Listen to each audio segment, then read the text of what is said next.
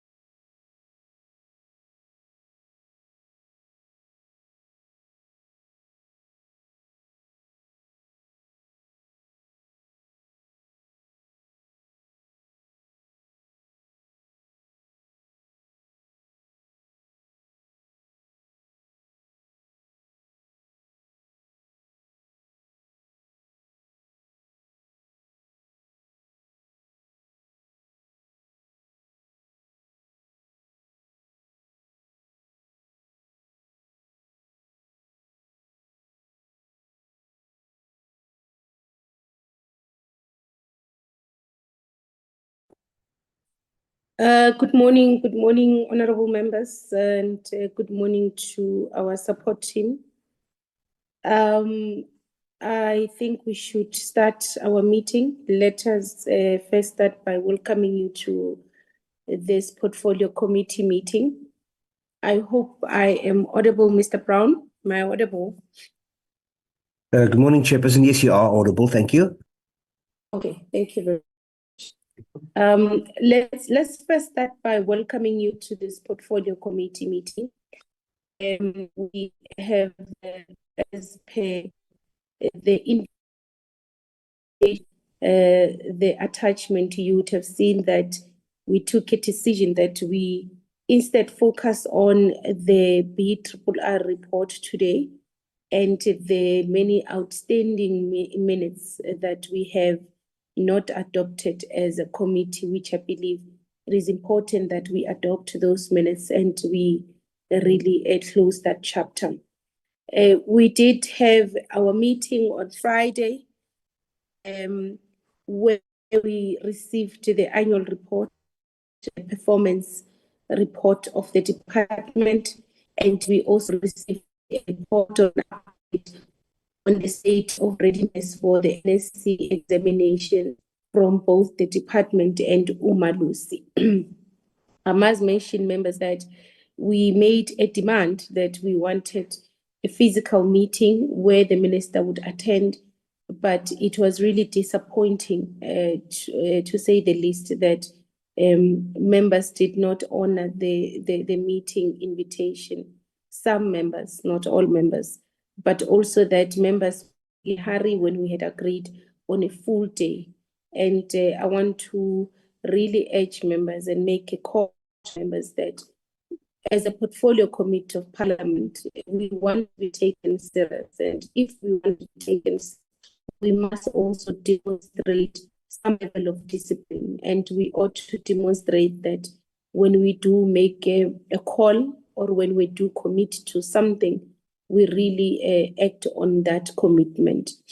So I really want to just make that call to members that if we know that we can't commit to an agreement that we've made, all of us, then we should indicate on time, because it doesn't really demonstrate discipline, but also it does not really put us, the committee, in a very positive light if we make demands for a physical meeting, a full day meeting, but we ourselves cannot commit to that commitment or that call that we've made.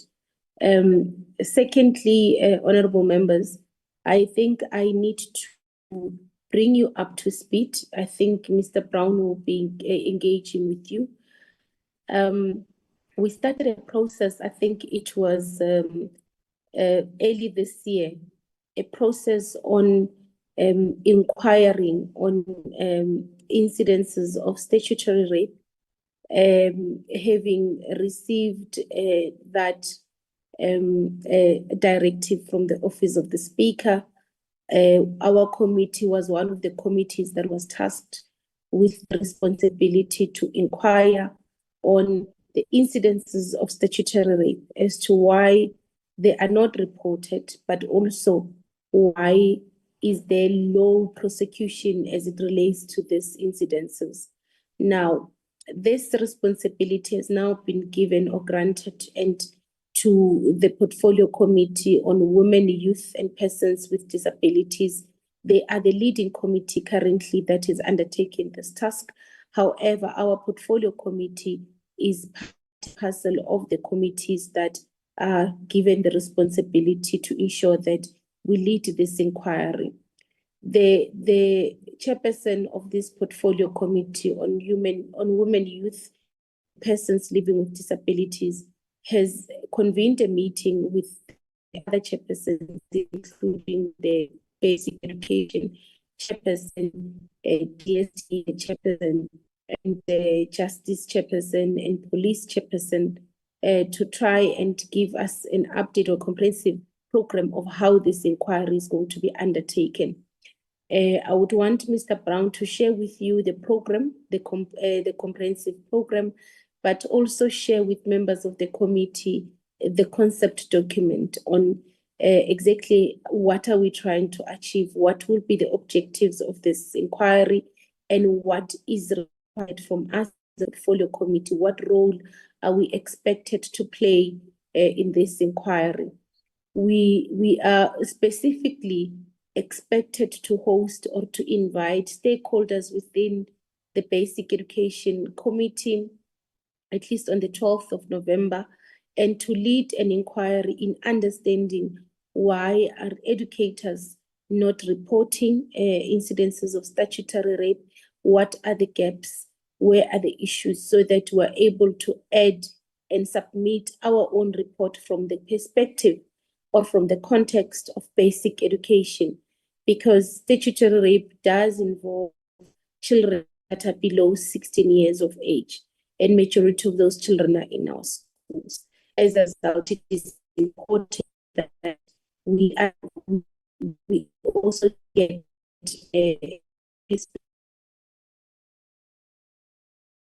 we add our own perspective as members of the portfolio committee. There are various inquiries or various sessions that are planned both in Johannesburg and in East London. And Johannesburg, I think it is this week. I think it is confirmed to be this week. So I am unable to attend the inquiry, but we do want to, the reason why I want members brought to speed is so that members can fully participate. Those that are available to participate can fully participate in this inquiry. We've agreed because of the limitations of time as the persons, this will be a preliminary report. It's pre-inquiry because we've got very limited time. As a result, we cannot comprehensively engage with all the stakeholders that are affected or impacted by this statutory rape. But it is a very important inquiry, because if there are legislative gaps, we need to identify those. We need to find means and ways to ensure that we bring the sketch of GBV to an end.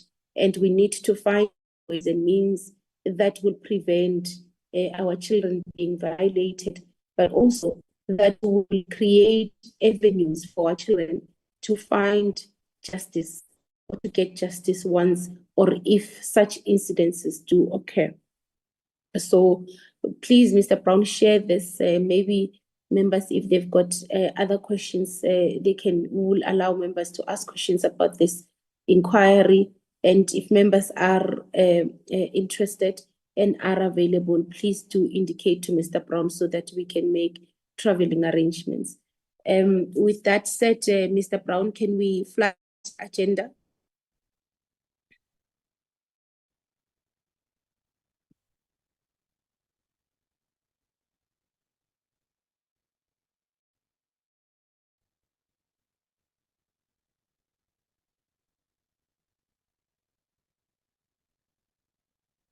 Okay, so members, as I had said, as I indicated, that this meeting really is our committee meeting. We are going to consider the three important reports. One is the report, the BRRR report. The second one is the National Teachers Awards report. And the last one, the last item would be draft minutes of meeting. Don't have meeting, it is ourselves.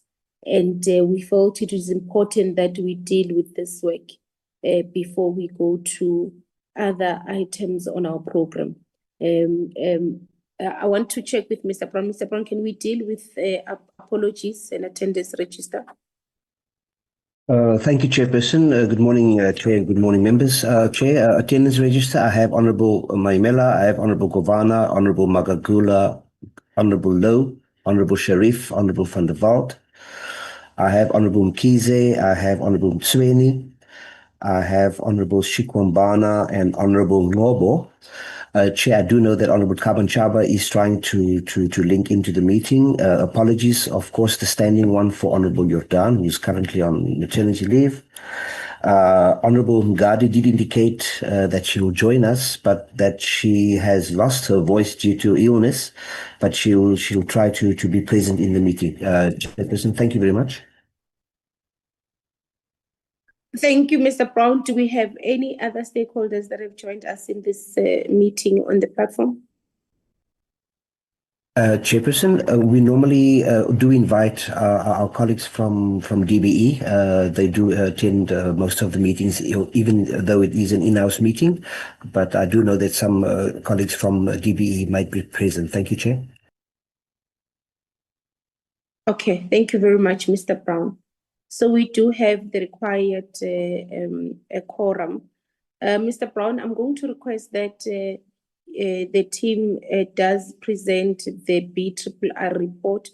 I do know that members would have received the report a little bit late, given the fact that we only held our meeting on Friday. As a result, the team worked very hard to ensure that we've got the report because it has to be submitted by the end of business day.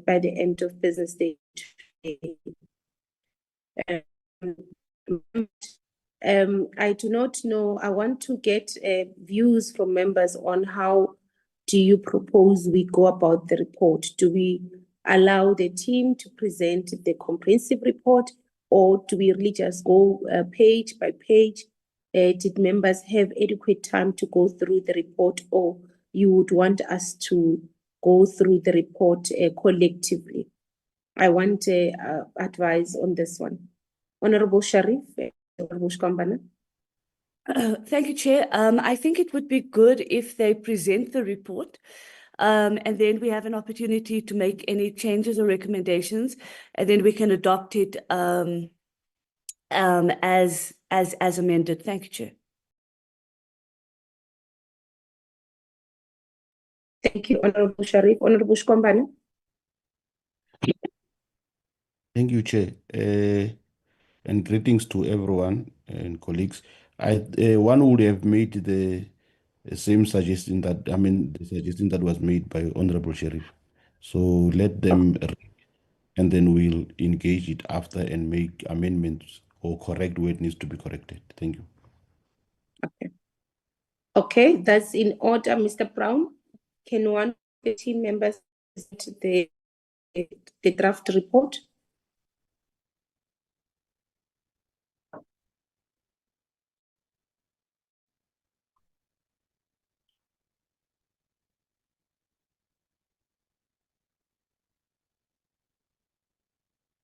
Mr. Brown? Thank you, Chairperson. I'm not sure if Portia is with us or whether she would want me to go through the report with you. That's not a problem. You can Portia? go through the report, Mr. Brown. Thank you, Chairperson. Chairperson, the report is, of course, the committee's draft budget review and recommendation report. As indicated, the committee had met with the relevant stakeholders. Just a bit of an introduction from outside and the purpose for the BRRR in respect of our engagements with FFC and AXA and our other bodies. Chairperson, the process that we followed as a committee in arriving at the report, just the assessment of the performance. I won't go through all of that, Chair. Just to indicate, these were the type of analysis and documents that we were able to utilize. The briefing of the annual report and the financial statements of the department and the statutory bodies. Those were the dates that we met. Then, of course, the strategic overview, which also includes the NDP, the medium-term strategic framework, as well as the 5-year strategic goals. Chair, I won't go through all of that, unless members would like to stop me where they think I should. Also, the medium MTDP, which is also utilized for this purpose. We also look at the sonas of the State of the Nation address by the President and those key highlights. Have the basic education priorities for that period, Chairperson, followed by the policy and legislation that guides the department, which includes the BRRR and the implementation of the BRRR, as well as regulations and the Children's Second Amendment. The annual report of the performance of the department, Chairperson, that just gives a bit of an overview of the service delivery environment and context. Once again, I won't go through all of that. And then, of course, the program performance for the 5 programs of the national department. And that will list all the programs, administration, and the rest with the various performance indicators as per the presentations that we received as a committee. Again, I won't go through all of them individually. That was program 1. We had program 2, up to program 5, Chair. Once again, it's just those performance indicators as per the presentations that we received as a committee.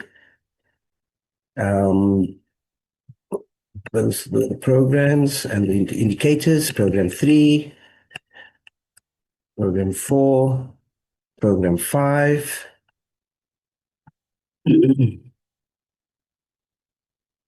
And then we have the audit outcomes, which was also briefed. We were briefed on the audit outcomes and the emphasis on matters, also including material irregularities. And then the financial report, Chair, that was once again as per the presentation from the national department. Again, I won't go through all of that. It just gives you more of the detail in respect of expenditure, etc. And then also the allocations. Those are all tables and information that comes directly from that presentation. Then we also received, Chair, as you would know, we received a briefing from the DBE Internal Audit Committee with their findings, Chair. Once again, won't go through that too in detail, but everything, all the presentation information is presented in this report. We have the audit outcomes, the update on the consequence management, the strategies for improving the project management and audit outcomes, consequence management, a CD action, and the review of the annual report. This is all within the presentation from the DBE internal audit. And the proposed improvements. That was the conclusion, Chair. There was, from there, we would have had our observations and our questions. They are all listed there, Chairperson. Of course, this would have included the National Department and the internal audit. This would have been followed by recommendations from the Portfolio Committee. I'm not sure if you would want me to maybe slow down at the recommendations, but these were the recommendations as we were able to get them from the engagements with the National Department and the Internal Audit Committee of the department. Those were... Mr. Brown? Yes, Chair? Mr. Brown, can we go through the recommendation word by word? Yes, I can. We can do that, Chairperson. Just give me a second. All right. So the recommendations in respect of our engagements with the National Department and Internal Audit, that the department ensure awarding NSNP tenders and contract remained beyond reproach. The department ensure prioritizing of an investigation and finalization of challenges facing the KZN DOE in this regard. That was very specific, Chair.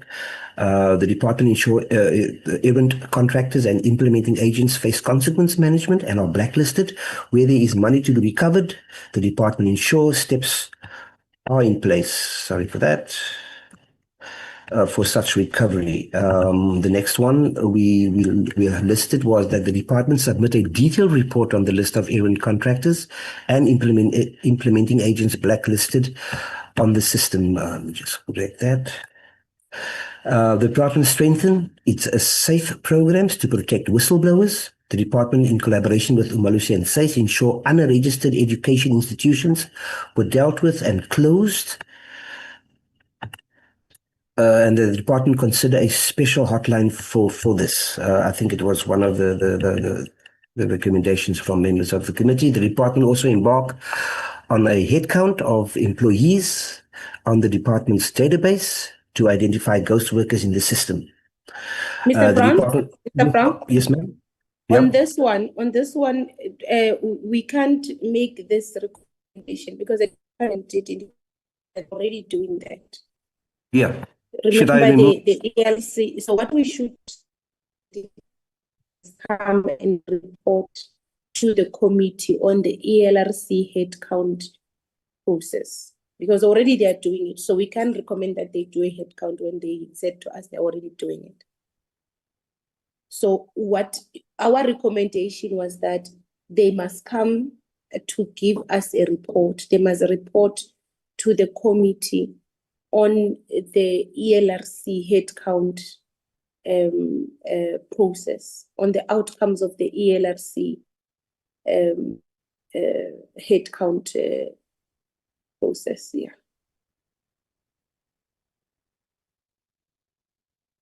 I'm trying to capture it as we speak, Chair, that the department report back to the committee on the ELRC process and outcomes of the headcount currently underway. Yes. I think that would capture the Chair. Thank you. Yes. Chairperson, just a question for clarity, if you don't Yes. mind. The first recommendation, Llewellyn, Can if we you can go just to the go first up, recommendation? please. It says that the department ensure that the awarding of NSP tenders and contractors remain beyond approach. Please correct me if I'm wrong, because I'm still learning. Doesn't the provincial departments award tenders and the national department just gives the money to the provinces and then the provinces award the tenders? I just want to make sure I'm clear how it works. Thanks, Chair. Yes, that's how it works. Okay, because on this, it seems like the department gives the tenders, so maybe we need to reword it. Perhaps we ought to say the department ought to monitor the awarding of NSNP tenders by PEDs, because their role is to monitor. Yes. The department monitor and the awarding of NSP tenders and contracts by PEDs and ensure. Let's say remain, or okay, yes, it's fine. And ensure they remain. Okay, thank you. Okay. Can I continue, Chair? Yes, you can continue. Members, I think this is a better approach, especially on recommendations, because what the department has a responsibility to do is to respond over time in action recommendations of the committee. So that's why I want us to correct and the recommendations. That's what I want around recommendations. We can then come back to the other content of the report, but on the recommendation, I want us to have sort of a participatory form of doing it. If you see something that you believe we must correct, let us correct it immediately, because we will not have adequate time for the team to go back and correct and come back to us. After this meeting, we ought to have adopted this report. Okay. Ms. Brown, you can go ahead. No, thank you, Chairperson. Does assist us, especially with our timelines. Chairperson, I will continue. After the ELRC, the department also submit a comprehensive report on the processes, procedures, and current status of the filling of the 2 DDG posts within the department. I think that came out strongly at the meeting. I'm not sure whether we received a sufficient response on that, but I think the feeling was that the minister's office does give us a report on that. The next one was that the department submitted a detailed report on the number of learners who applied for and have received concessions. The department, in collaboration with PEDs, ensure a review of the scholar transport policies of PEDs to ensure all qualifying learners are accommodated. The department submitted comprehensive.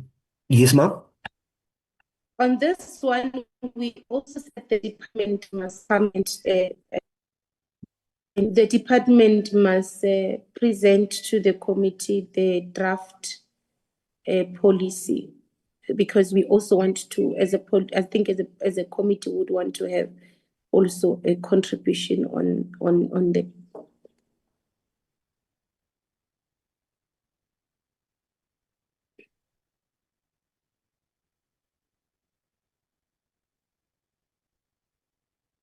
I'm not sure if that helps. Further to this, the department Further to this, the department briefed the committee on the review of the current scholar transport. I'm not sure if it's scholar or learner transport. I get confused, but I think it's scholar transport policy.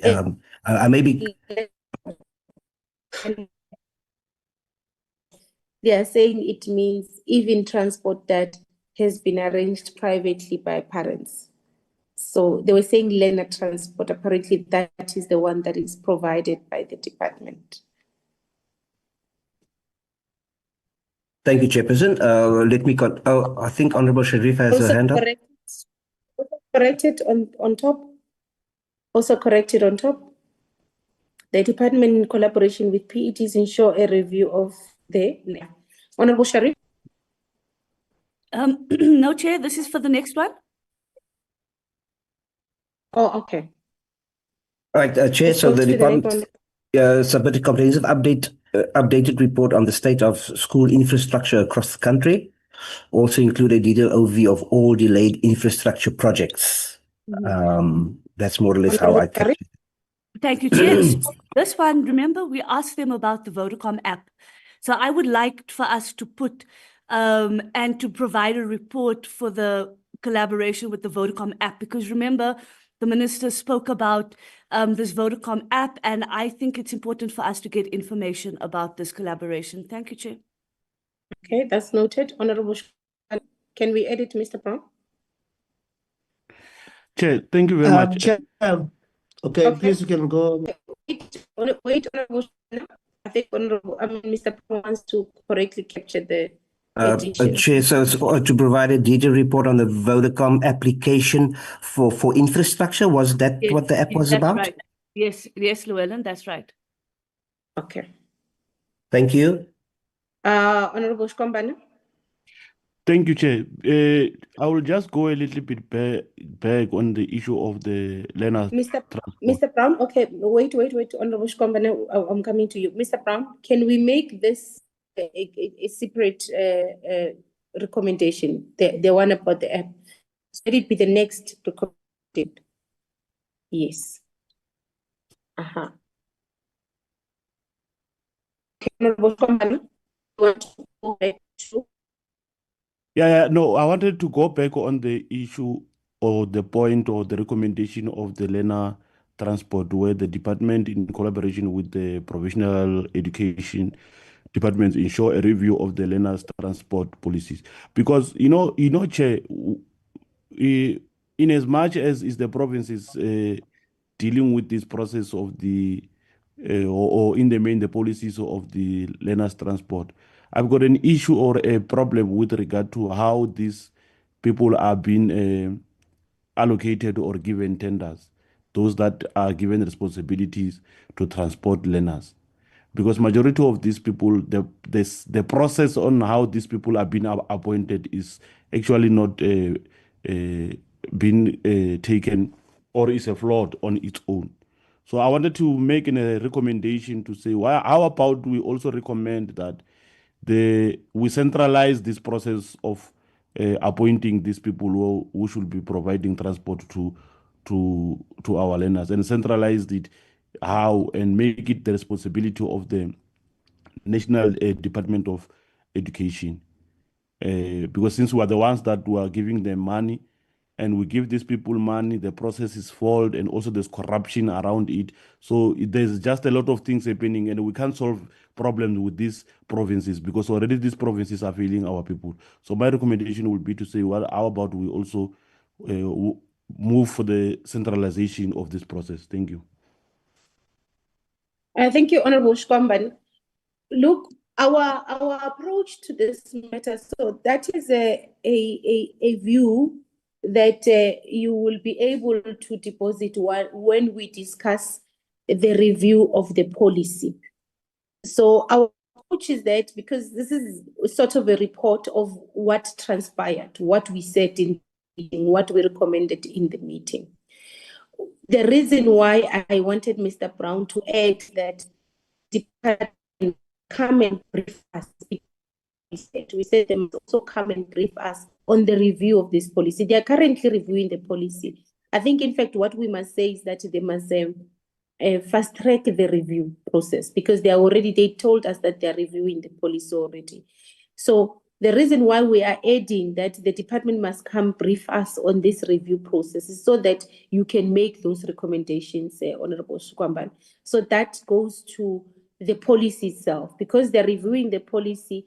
That discussion is taken or is undertaken on the review of the policy itself. It is adequate to say to us they must come and brief us as a committee on that review process so that we can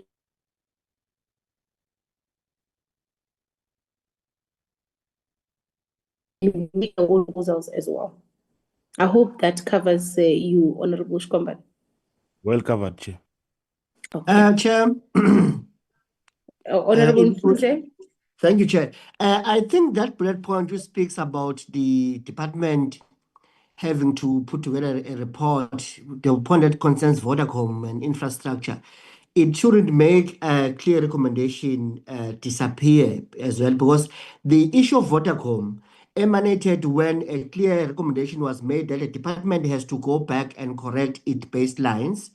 In that way, be able to also put it online so that all schools and school principals are able to check on that online system if their infrastructure challenges are listed, for us to have a real-time baseline under infrastructure. So there's that recommendation which says the department must, and the department has also agreed that they have to do it in the way we have recommended, because they've not been doing it in the past, because it will show the realistic picture in terms of the target. So I want it to be put clear that we have recommended as a committee that the department goes back to look at its baselines, correct them, make a plan which speaks to that baseline. If it targets, it must target from that baseline.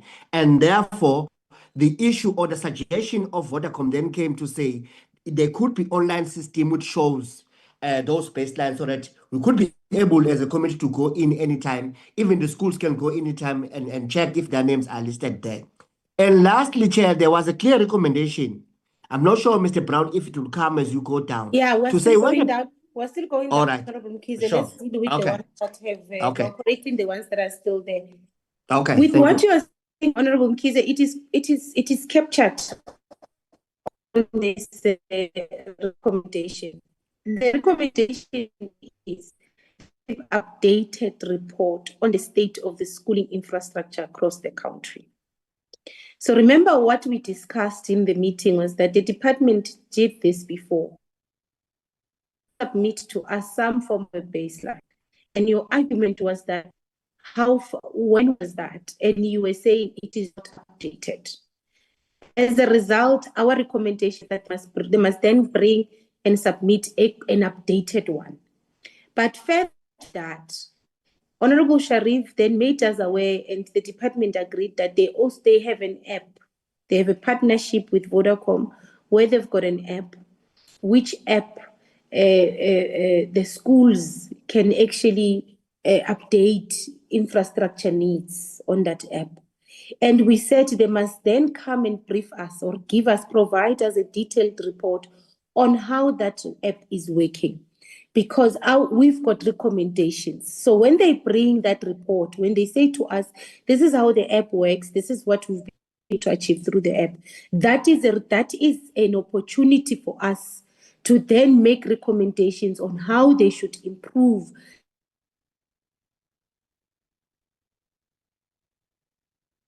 You, Honorable Mkhize. No, thank you, Chair. Let's proceed like that. Okay.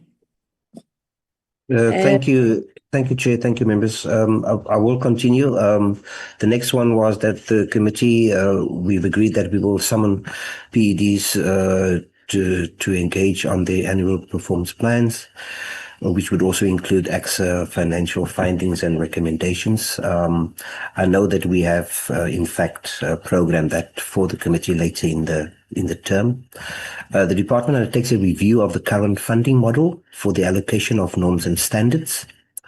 The department considered embarking on a new audit on unsafe school structures and conditional assessment of school infrastructure, and update the infrastructure database. The department engaged with PEDs to ensure they address any pit latrines still in existence at schools.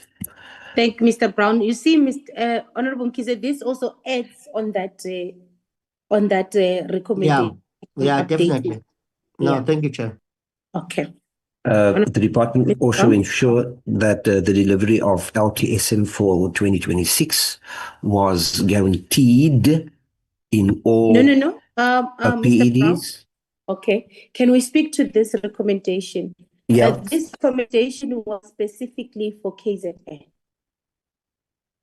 if you remember very well, because the the question, I remember the question was asked by Honorable Ngobeni, was that were there any issues, or was the department ready to deliver, or has it delivered LTSM in provinces? And the department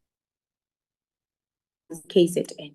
And as a result, the committee then recommended that the department should ensure that there is a delivery of LTSM for 2026. The issue of the LTSM delivery for 2026 is addressed in KZN. So actually, it was a specific recommendation. Unless if I'm getting it wrong, honorable members, Honorable Sharif. Yes, Chair, that's correct. I did ask the DG about this, and he then said that KZN currently only has money for stationery that will only be delivered once the school year begins. So it was specifically for KZN. Thank you, Chair. Chairperson, do we keep the recommendation, but then we are specific as on KZN? Yes, we keep the recommendation. We did make this recommendation. However, it was specific to the KZN PET. Thank you, Chairperson. Thank you, members. I'll continue. The department will investigate and ensure PEDs desist from gatekeeping practices. Can we correct the department ensures delivery of LTSM for 2026 in KZN is guaranteed. In KZN DOE. Important that we write our recommendations correctly, Mr. Brown, because remember the department has to respond. So we can't be ambiguous on what we are requesting or what we are recommending. So we need to be very clear what we are recommending. Yeah, let's go to the next one. This one was that the department investigate and ensure PEDs desist from gatekeeping practices where certain learners were barred from writing exams to ensure good performance of schools. Chair, this one was also highlighted during our engagements with the department, and I'm not sure whether we would have captured that correctly. It was about schools having this practice and learners being barred just to keep their performance.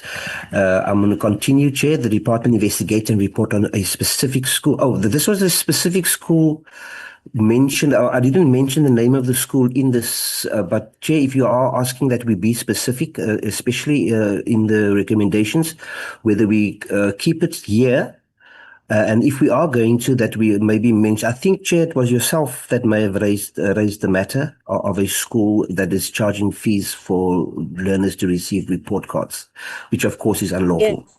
Yes. I think it's a separate matter, Mr. Brown, not necessarily part of the BRRR. And I think what we should just do, because I did mention the name of the school, we should just separately request for an update on this intervention. So I think we should remove the recommendation because it's not aligned to the BRRR report. It was a separate matter that was raised with myself by a friend who I think was watching the live streaming of the committee meeting. No, thanks, Chair. I will remove that one. Thank you. I will continue that the department also consider inviting the committee or the chairperson to attend meetings of the Council for Education Ministers, CEM. The department, in collaboration with PEDs on Schools Code of Conduct, and ensures strengthening comprehensive anti-bullying policies and strategies. and the department consider initiating a countrywide anti-bullying campaign in collaboration with SAPS and other sister departments. The department to accelerate the rollout of the SA SAMS modernization project to improve school administration, data integrity, and monitoring. The department ensure all relevant MTSF and program indicators are integrated into APPs for both DBE and PEDs to enable transparent performance tracking.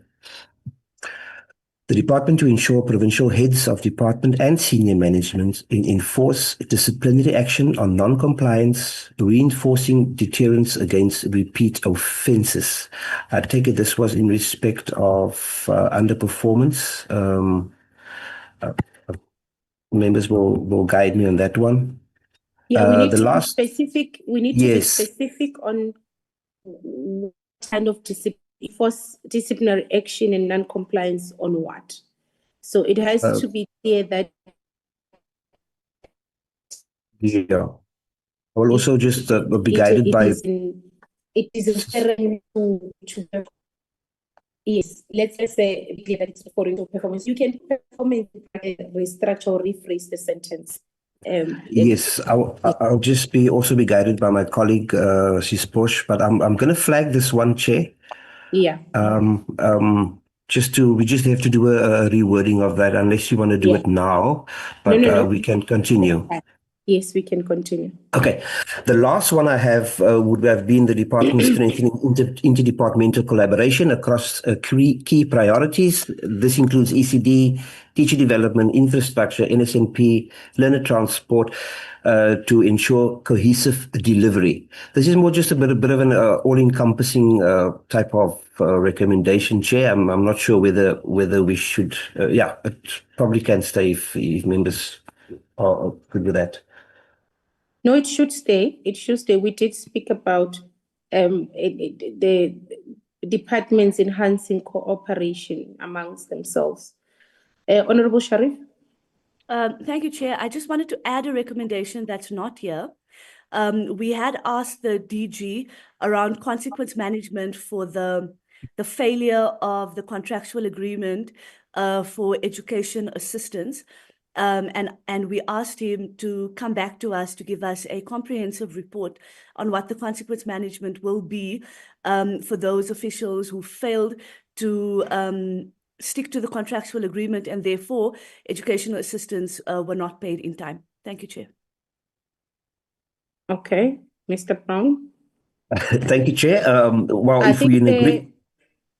I remember the DG saying that there was a recommendation for consequence management, or I do not know, but I think we should say we need a comprehensive report on consequence management as it relates to the issue of teachers' assistance and management.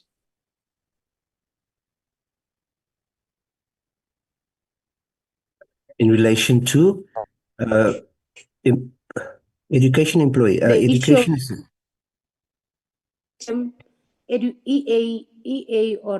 EA, educators' assistance, non-payment. Yes, Chair. That looks good. Yeah. Thank you, Chair, Chair. I've Any got two other additional additions? points. Yes, two additional points.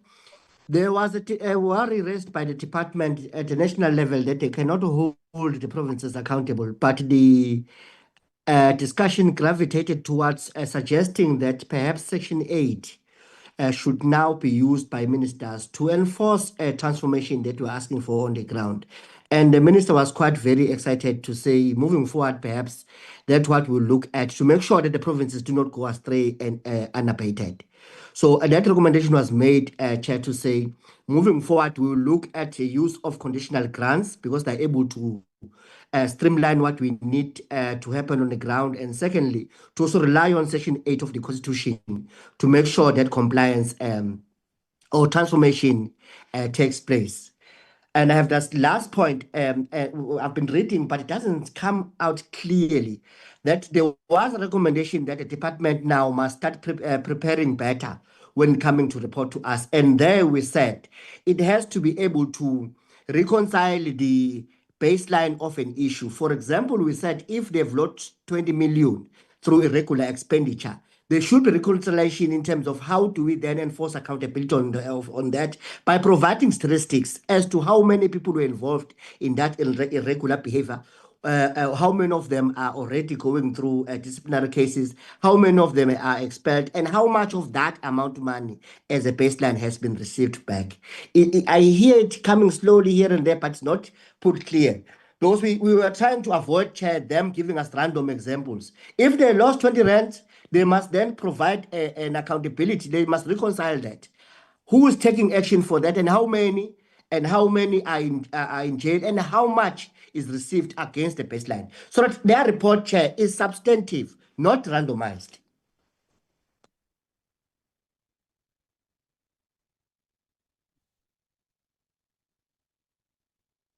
Mr. Brown, Chairperson, were you able yes. to capture that? I struggled to capture. Yeah, what I would suggest, unless we can do it now, but I can Let's get in try touch to with do it now. Honorable. Let's try to do it now. I would just need on. The last point that the committee recommended that the department should improve the quality of the reports brought to Parliament, to the committee. By providing- The department should be detailed in their reports and provide evidence. Providing evidence and statistics on accountability.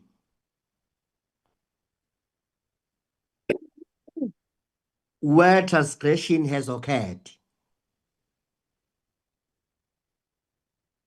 Honorable Shkomban, I see your hand is up. There was the last point, Chair, on Section 8, that the minister now has to start to try to rely on. Yeah, I think it was not necessarily Section 8. I think it was this made reference to I think it's the National Education Policy. The National Education Policy that governs the concurrent relations between the ministry and the provinces. Now, what the minister made reference to, the minister said there is a provision within that policy where, as a minister, she can write a report and submit it to Parliament to say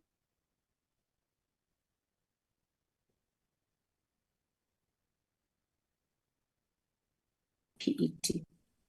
And our recommendation as a portfolio committee was that the minister should invoke such legislation. So I think how we should structure it, Mr. Brown, is that the national department should utilize available legislation to ensure, should utilize legislation and conditional grants to ensure performance and accountability by provincial executive, by provincial education departments.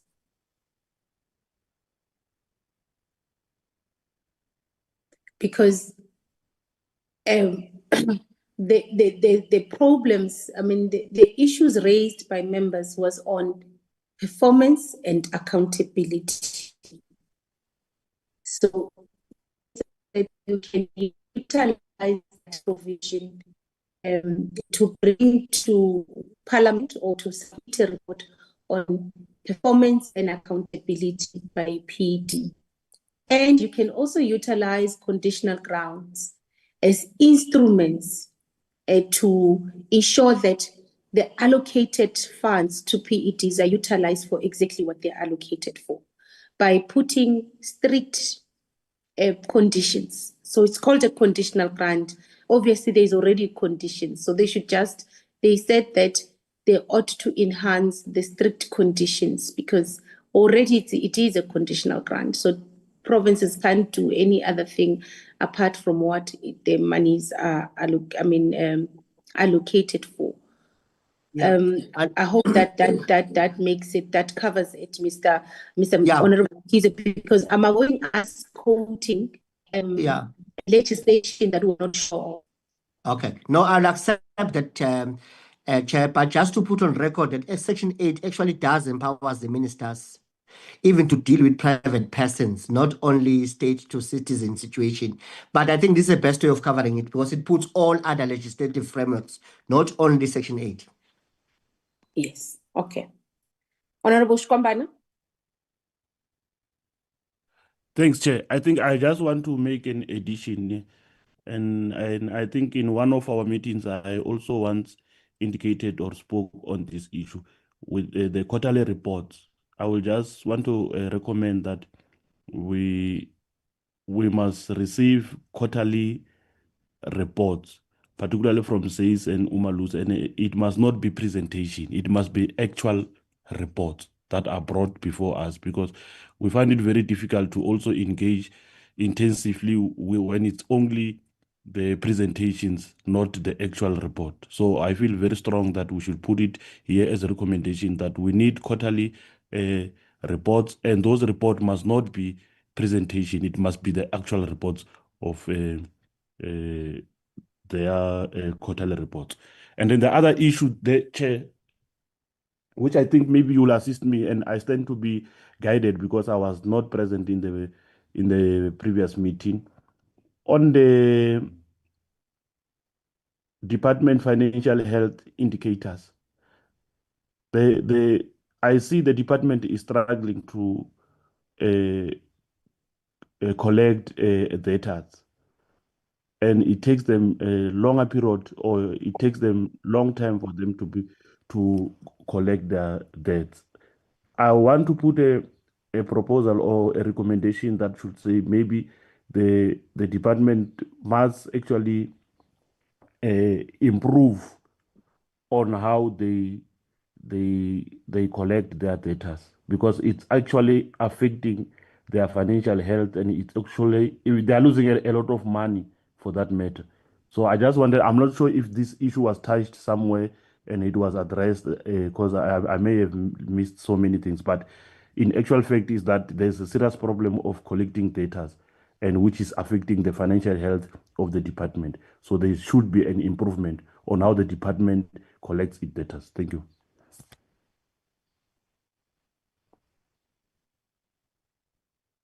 Honorable Shkombane, so the first issue, we do receive quarterly reports, Mr. Brown.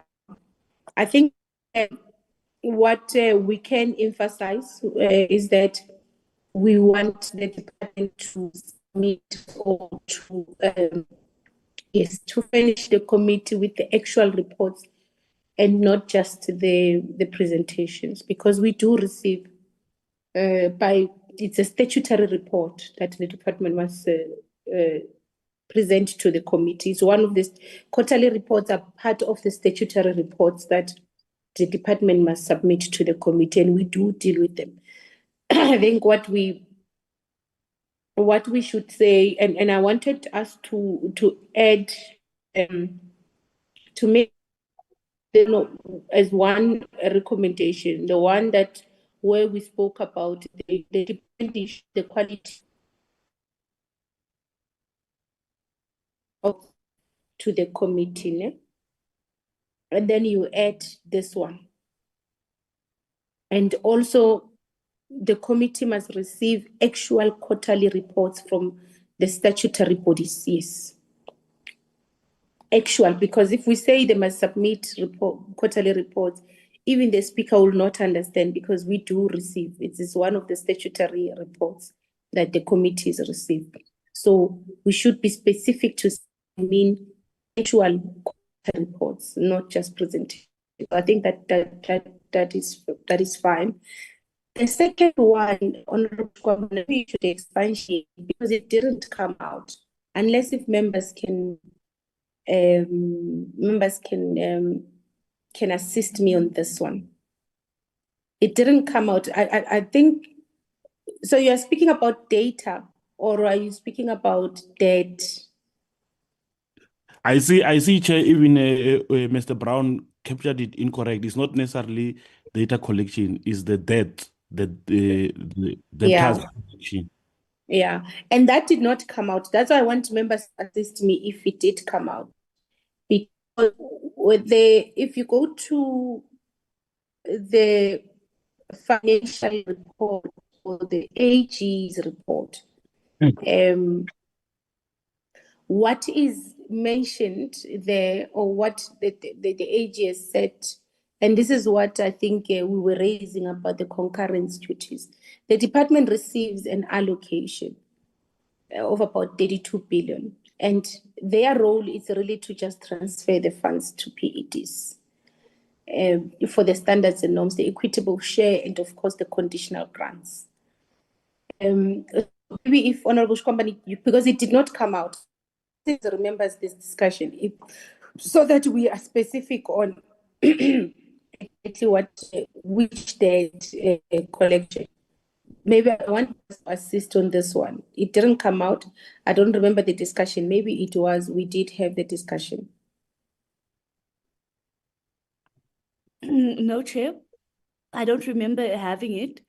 But if maybe the other honorable members can confirm, but you are correct. I don't remember it coming out in the conversation. Thank you, Chair. Yeah, because Honorable Shkwambani, maybe expatiate on this, what you noticed, the debt collection. Okay, Chair. The issue here is that on the financial health of the department itself, remember, there are indicators that actually indicate the health of the finances of the department, and amongst others, on the financial health, it actually includes the debtors collection and the outstanding claims and the cash fallout.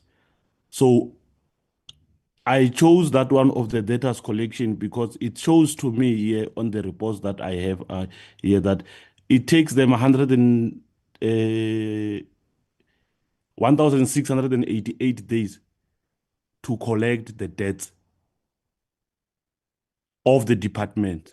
And these debts, usually we are speaking of money, and there's a lot of money that is being lost there in the process, because if you take time to collect that, it means you don't have a proper internal controls on how to collect your own debt as an institution, and therefore it makes you to fall out in terms of your financial health. So I was saying, maybe to propose and recommend is that there should be an improvement on how the department collects its debts, so that they do not have a mis financial representations in their financial statements. Okay. Let me propose that, Mr. Brown, please do just verify on the report, on the debt issue, because it did not come out. It's something that is now. And I see, Chair, it will be difficult for us to, Yes. for us to deal with this issue, because remember, we are not the ones to be responding. Maybe if the department was here, they were going to respond properly on what I'm actually saying. Hence, I said, Yeah. I stand to be corrected because I was not part of the meeting, right? Yeah. But I think like it's important to raise it. But if we cannot find a better way on how to deal with it, Mr. Brown can check. I don't know who can check with, then they get to respond to it because it's there in the report. Okay. That is a better approach. Let's just check it, Mr. Brown, so that I want us to check it, Honorable Shkwambani, that based on how it is captured in the report, we're able to correctly phrase our recommendation. That's why I want us to verify it, so that we're able to correctly phrase what we are recommending. Also, Mr. Brown, let's just ask somebody to check it for us so that they can actually advise on how we phrase this recommendation. Can we go to the other recommendations? The recommendations. Thank you, Chair. I'm going to. We are more or less done with DBE and the internal audit. We're now shifting to the presentation from the Auditor General, Chair. Again, I won't go through, of course, all of this was reflected in the presentations that were done by AXA. Chair, I will try and move as fast as I can through AXA. There were some recommendations from AXA, financial strengths, irregularities, fruitless and wasteful expenditure was touched on by AXA. They dealt with issues of consequence management, institutional capacity, capabilities, material irregularities, root causes, their recommendations from the previous year, financial statements, and performance planning and reporting, compliance with key legislation, risks, unauthorized expenditure, irregular expenditure, fiscal pressures, governance and institutional capabilities. This was all reflective of the presentation from AXA. That was quite a detailed presentation that we received from them, including early childhood development, learner transport, NSNP, infrastructure delivery,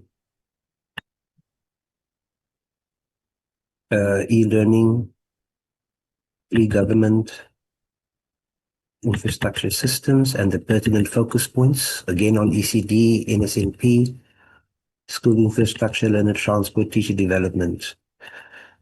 These were some of AXA's overall recommendations to the department, which was also captured, and some of the messages to the portfolio committee from there. And there we go to the portfolio committee's observations and questions to AXA on the presentation done. Chair, we will then move directly to the recommendations, Chair.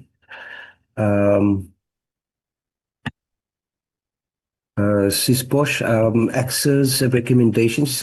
I'm not sure if that link is the recommendations. You may want to assist me on this one.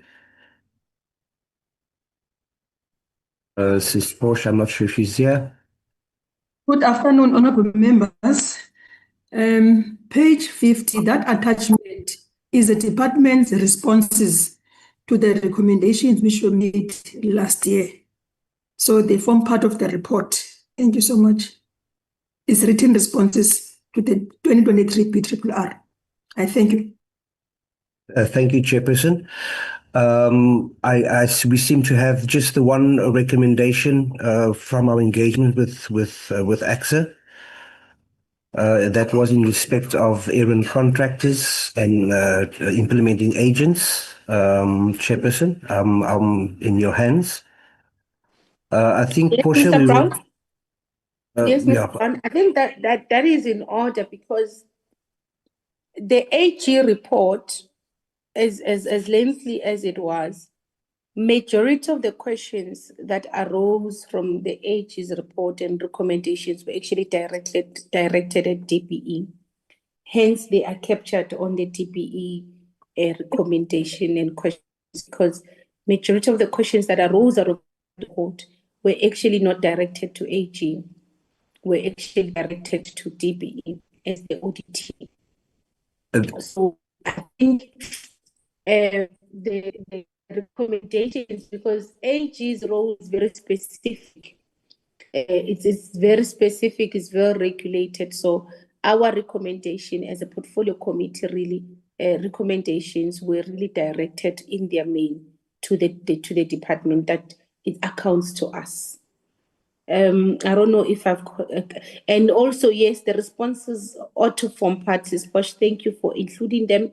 I've seen the responses from the department last year's BRRR process. We've received those. Sorry, and I think it's good that we've added them. Members, any comment?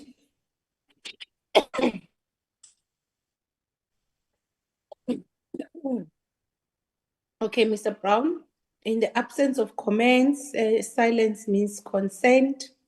Let's move to the report of the Financial and Fiscal Commission. Thank you, Chairperson. You are correct. The majority of those questions did go to the department, and AXA only had that one.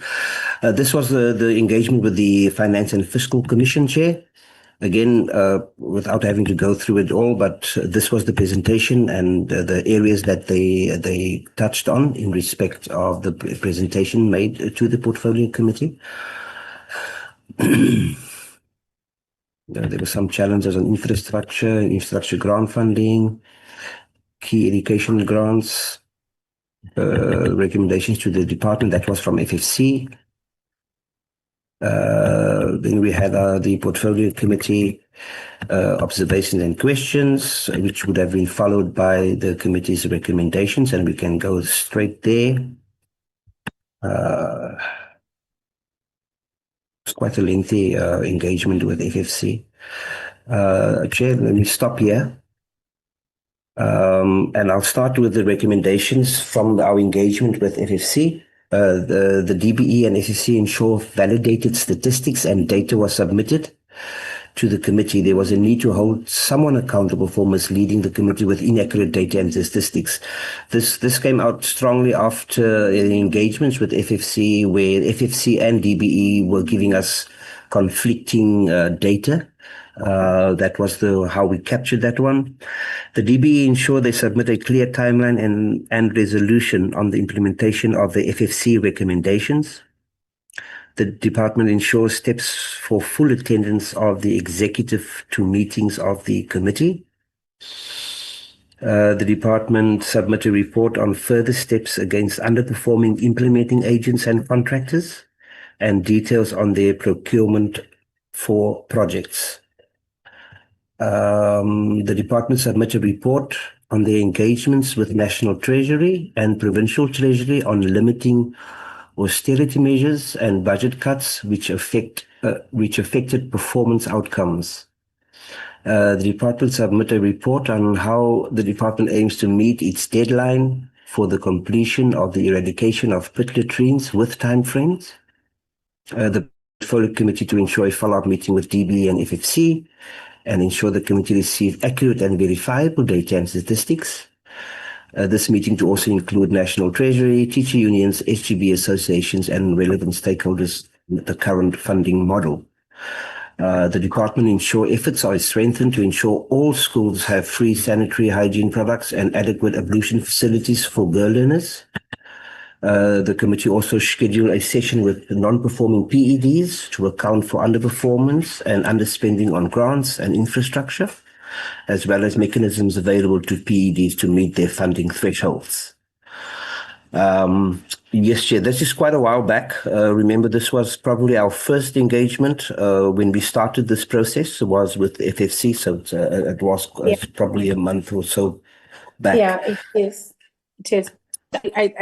I'm covered. Any other addition, members, on the engagements with the FFC? But I think I am covered with the recommendations. Thank you, Chair. Okay. Thank you, Chair. Thank you, members. I will move on to our engagement with Umalusi. Of course, the council. There was some background and mandate, the strategic priorities, audit outcomes for the financial year performance, and these were the programs for Umalusi and the key achievements, as well as program outputs. Of course, there were some indicators and how these targets were met for programs 1 and 2, and I think there was a program 3 as well, quality assurance, key achievements, and the outputs. There were areas of underperformance, summary of some of the challenges which Umalusi shared with us. And then, of course, there were some of the programs and tables in respect of the human resource management, employment and vacancies, personnel cost per program, and the financial report, with the external audit report, with some more information in respect of financial performance. There are some graphs which we were able to to glean from their presentations, some of the budget constraints on the work of Umalusi. And then we headed on to the committee's observations and questions. Of course, this would have been followed by our recommendations, Chair. I'll just take you through them. I think the recommendations may be right at the end, where we also deal with SACE. I just want to make sure that we have Sisposh, the recommendations for Umalusi. I'll just have to check whether it is at the end of the presentation. Chair, if you'll just give me 1 second. Sisposh, just give me, can you just assist me? Did we include the Umalusi recommendations? I think what I tried to do was to cut up the inputs Yes. first. Yes, and Okay. then the portfolio observation questions. That's Okay. page Chair, 69. Chair, if you'll allow me just to continue, so that would have been Umalusi and the observation and questions. We then followed that with the SACE presentation, Chair. The vision and mission, again, some of the details in respect of the presentations as they were presented to the committee. Registration, and of course they speak to their key programs, program performance, administration, professional registration, ethics, development, teacher standards, research, and the annual. Those are all their financial statements, Chair. Members will see that it's all been captured. Then we have some of the portfolio committee's recommendation, and this would be specific to SACE.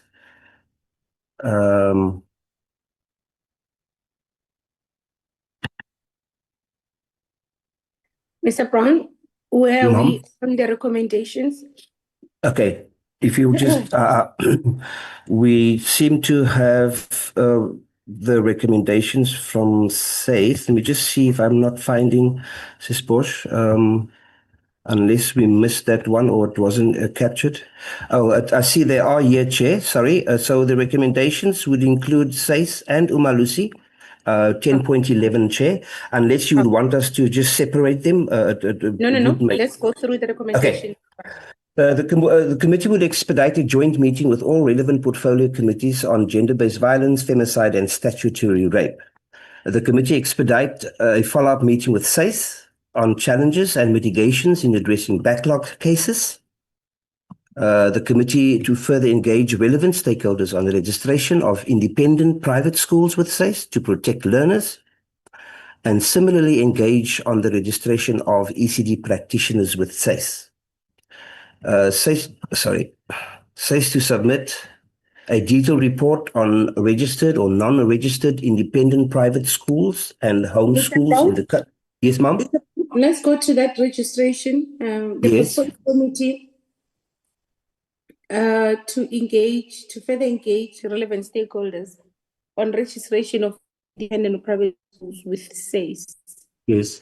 So it's private independent teachers, it's teachers that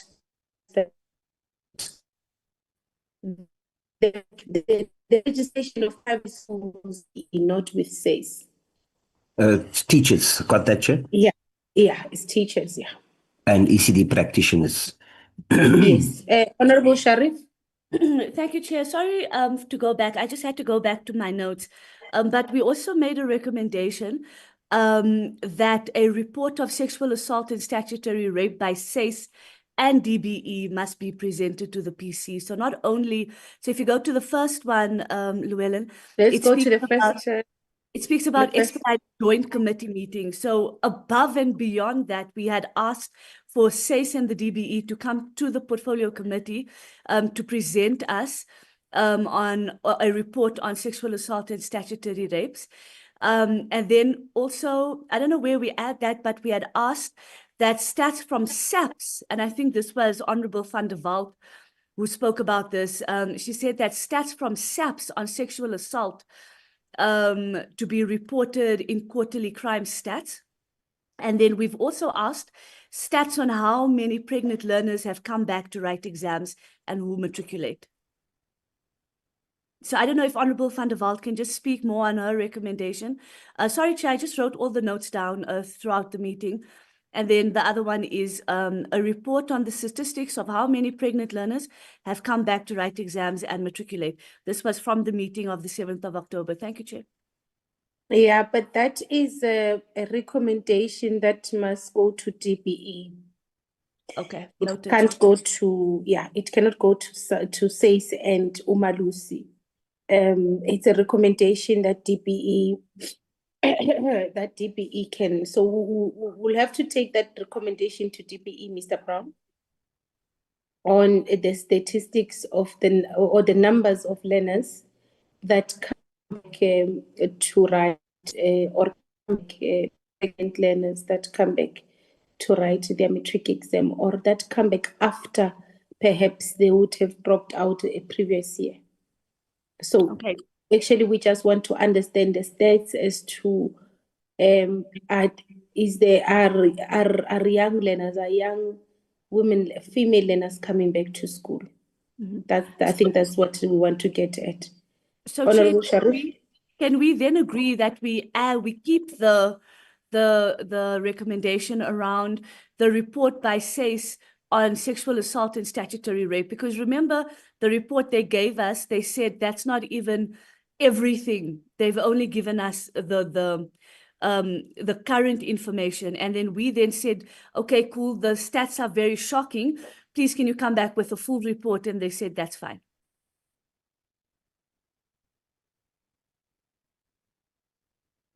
Okay. I think it's my network that is bad. Is it my network that is bad? Yes, it is true. Yeah, it is. I had lost you at there, so I just had to conclude it's my network. Look, the recommendation on SACE and DBE meeting a report to the committee on the statistics, the comprehensive statistics of cases of statutory rape should stand because it is both to SACE and DBE. However, the primary department that must give us that information is still DBE, because SACE deals with the issue as it pertains to the educator, the teacher that is accused. So if you want to speak about statutory rape, there are other instances where the teachers are involved. So it's a learner that comes to school and they are pregnant and they're 12 years old. So SACE would not know because the department is not obliged to report that to SACE. The department is obliged to report to SACE when a misconduct of sexual harassment or whatever pertains to an educator. So I think we must be able to be clear on exactly what we're speaking about, because if we say all statutory rape cases, then it is not SACE, it's the DBE.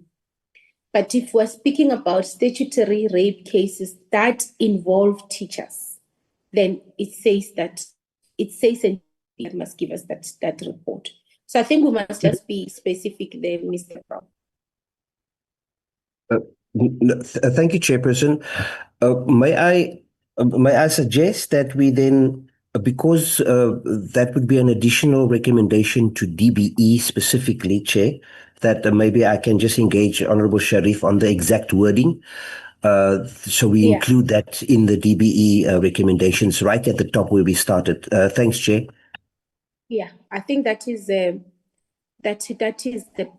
correct one, because here, if you just say all cases of statutory rape, SACE will definitely say we can't have that kind of information. But the DBE ought to have that information because they are obliged by law to fill a certain form or to report. Yeah. Honorable van der Walt. Chair, good morning. My apology for network at the moment, and I can't switch on my video.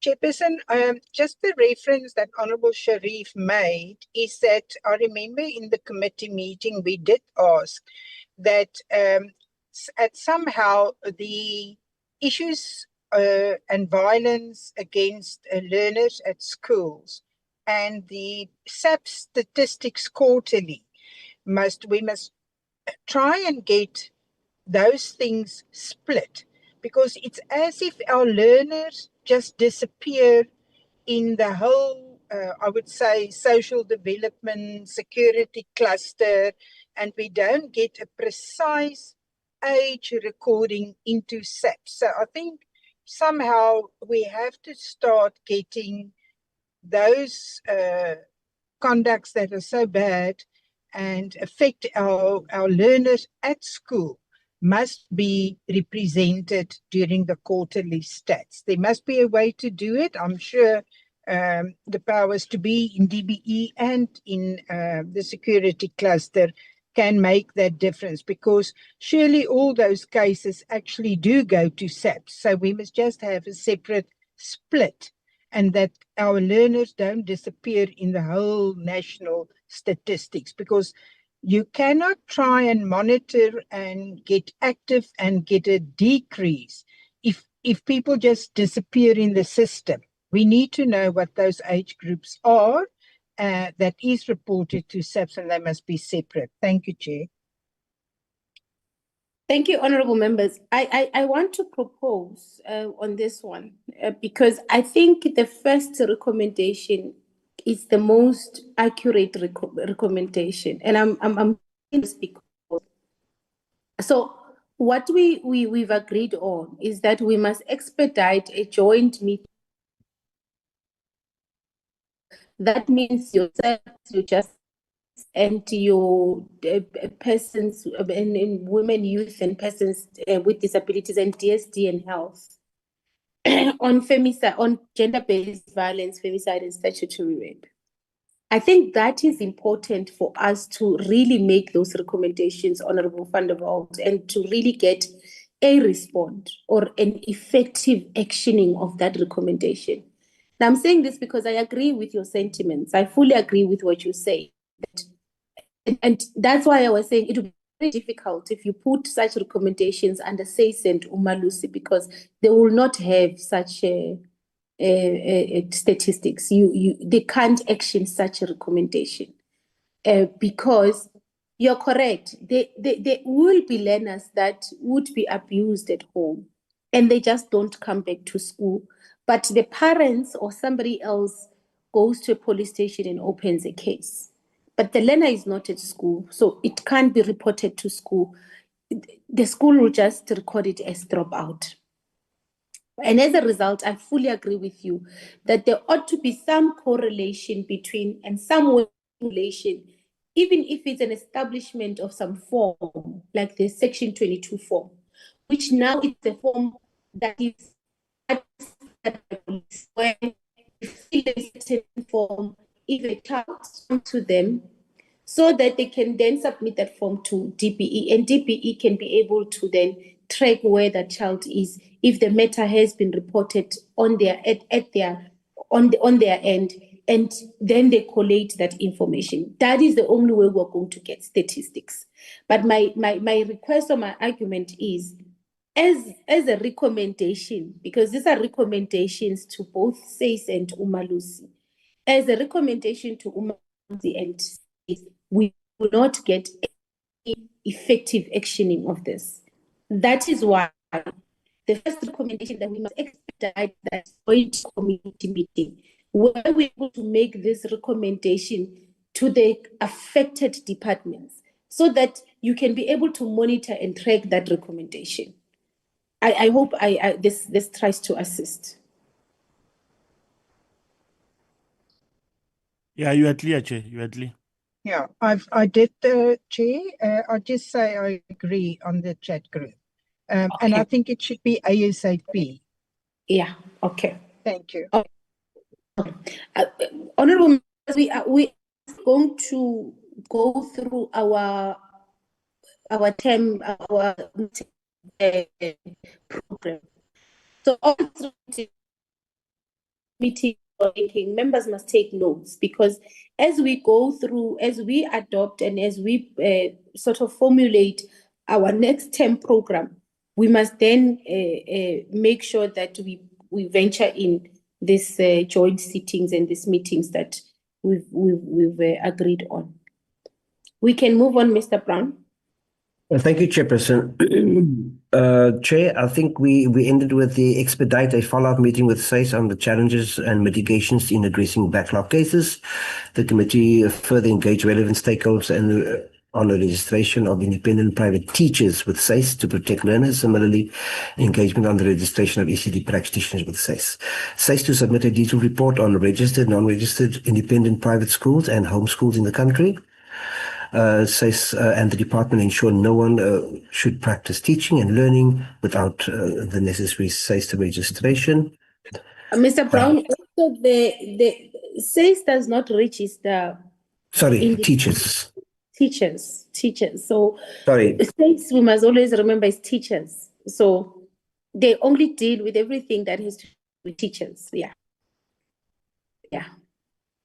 Now, I don't know, homeschool practitioners. Should we say home practitioners? Wow. Yes, homeschool practitioners. Homeschool practitioners. Thank you, Chair. SACE and DB. And homeschooling practitioners, I think. Let's homeschooling. We order SACE and DB ensure no one should practice teaching and learning without SACE registration. SACE in collaboration with DB ensure capacity to reduce the number of foreign national teachers by being utilized. Or it should be teachers being utilized for South African teachers to benefit and be employed. SACE submit a report on the number of foreign nationals employed in independent, private versus public schools. As well as SACE submit a report on teachers who registered with SACE, including independent, private and public schools. I think that's a repetition. It is a repetition. Yeah, there's no need for the second statement.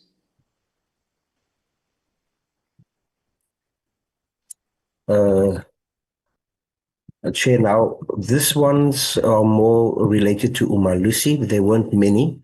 There was a need for a strategic discussion with Umalusi and DB on acquiring more technical skills artisans in the country and why this was not happening.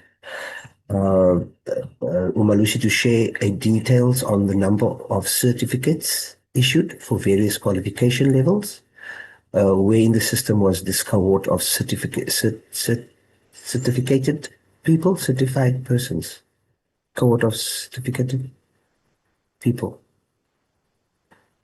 That's a bit clumsy.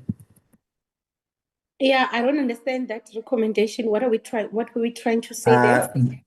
We wanted more information as to these persons that have received certificates for the various qualification levels. That, you know, where about maybe a tracking of to see where in the system they may be after certification. I'm not sure. I may have missed. We might want to just reword that one. I think the idea was just to check. I think the discussion there, Mr. Brown, maybe it should be covered on the first recommendation, that there was a need for a strategic discussion with Umalusi, DPE, and higher education on acquiring more technical skills and artisans in the country. And we should remove the question. I think that should be the recommendation. And you remove the second recommendation, because the second issue came about where we said there is a disjuncture between the number of learners that we pass as a basic education and the number of learners that are absorbed in the higher education and the number of learners that end up having some form of qualification. So the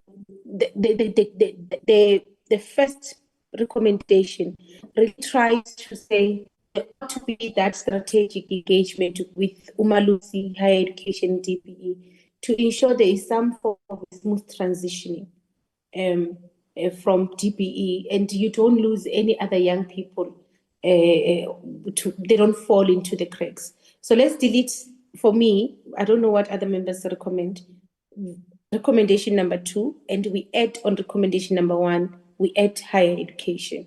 And then we also delete the question on why was this not happening. We delete that part as well. Because it is a presentation. Chair, you agree that we should take this one completely out Yes. and then just augment or add to the first recommendation to include higher education. This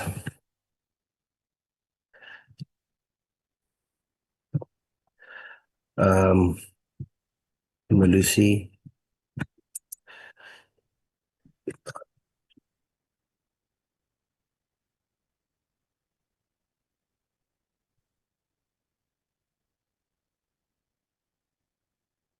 That be okay, Chair, for now? Yes, then we remove why was this not happening. Okay. Yeah, because it's a recommendation. Got that, Okay. Chair? Yeah. Okay, we can move then. Are these questions or recommendations? Because the second one also looks like a question. It's a recommendation. We can just reword this.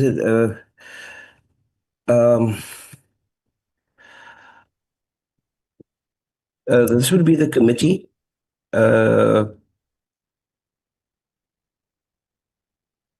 Range a section. A strategic discussion with the Umalusi Department of Higher Education and Training and DBE. Does that read better, Chair? Committee arranges strategic discussion with, okay? Yes, yes. So I was asking if the second, because the second two, the second one looks like a question. It's questions.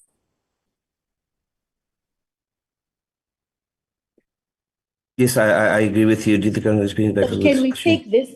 Can we take this to the list of questions? Yes, I can take that one completely out, Chair. So we can take it to the list of questions. The question was asked, so let's just take it to questions so that we just deal with the recommendations here. Let me just write this down. I don't want to forget it.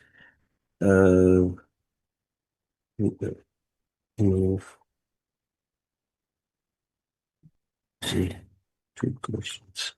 Okay, I'm just copying that. Chair, this was the Umalusi gave a report on the research commissioned in the last financial year. This was any of the research commissioned by Umalusi, and what were the findings and outcomes of this commissioned research? Okay. And then maybe not what, we should just say the council give reasons for the regression in the performance from the 100% to 93%. I believe that was one of the members did raise that matter. Chair, that was more or less it. From here on, these were the overall recommendations based on all the engagements that we had, Chair. It's a bit of a just a follow up and a summary of some of the information and recommendations that we made. The minister, I can go through them. The minister implement all recommendations of the AG and FFC. I would rather just say AXA and FFC, and update the portfolio committee on implementation on a quarterly basis. The minister should develop a comprehensive ICT model to address inequalities. The minister should prioritize infrastructure development.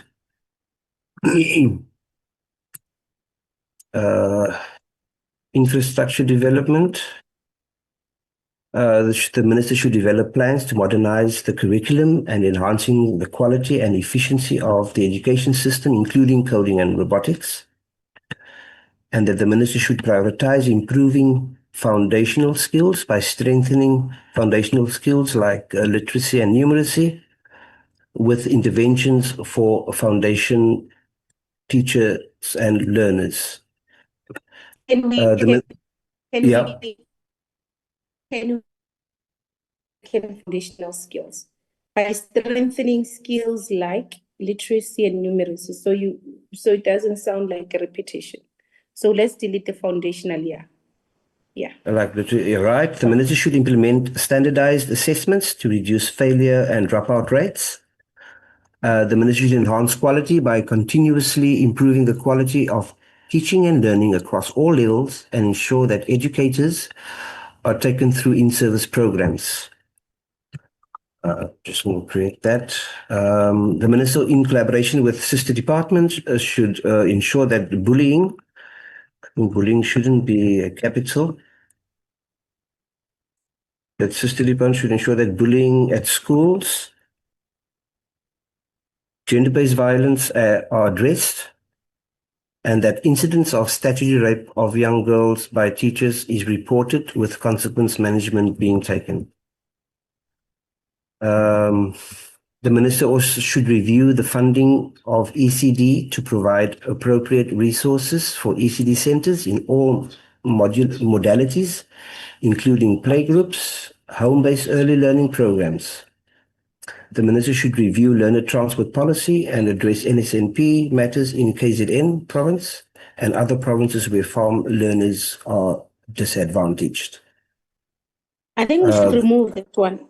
Mr. Yeah. Brown. I think we've adequately captured, unless if we just deal with NSNP, because we were quite, no, I'm not speaking about the other one.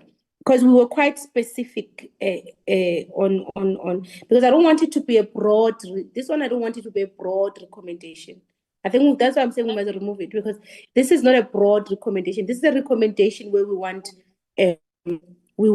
action now. So that's why I'm saying we were very specific on the learner transport that to us to present policy, the amendment, so that we also contribute to that process. But the intervention on the NSNP matters in KZN, it was a specific recommendation that we've made previously with DBE. So I think we should remove them from the broad, because if they are broad, there's no timelines, there's nothing. So it's just a broad recommendation, a general recommendation. That is why I think we shouldn't put it here. Unless if I'm wrong, members, any comment on that?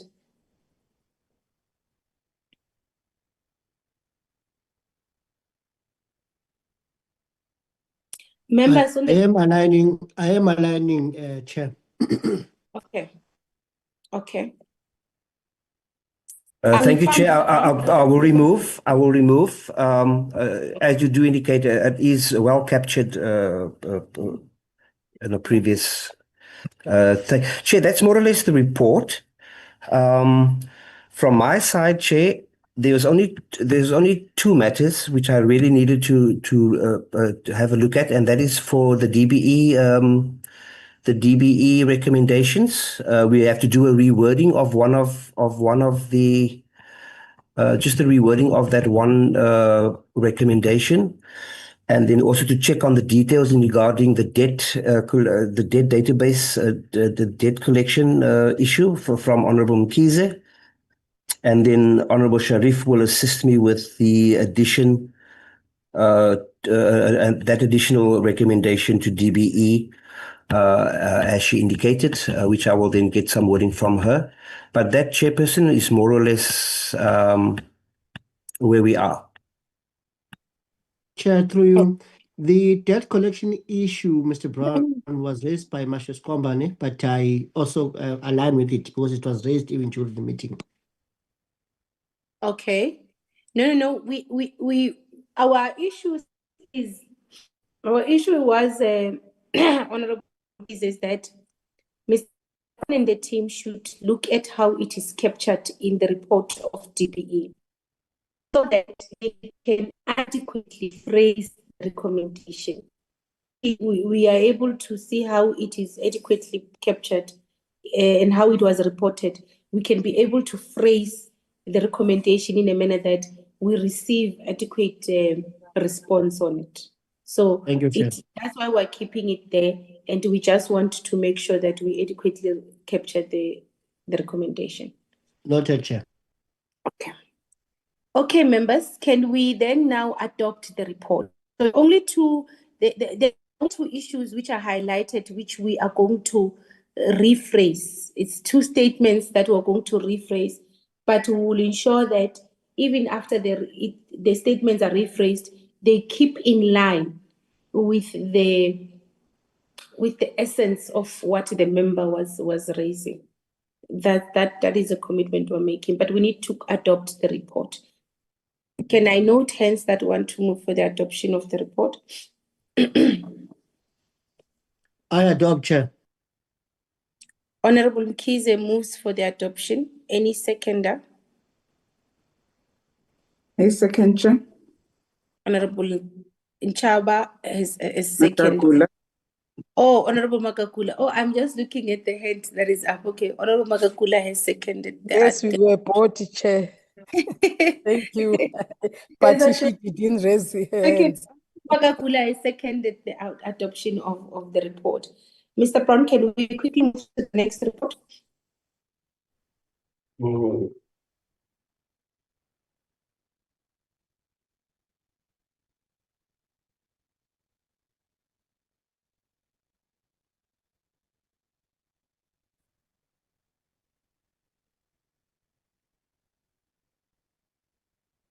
Honorable members, this is the draft report of the Portfolio Committee on Basic Education on attending the 25th Annual National Teaching Awards ceremony. I know I was not in attendance.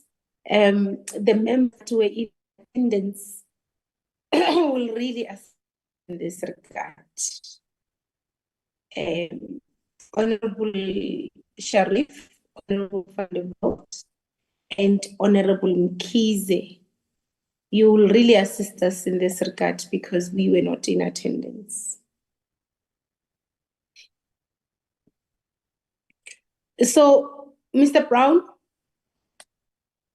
Yeah, Mr. thank Brown? you, Chairperson. Thank you, Chairperson. When did we share this report? Because I know I received it some time ago.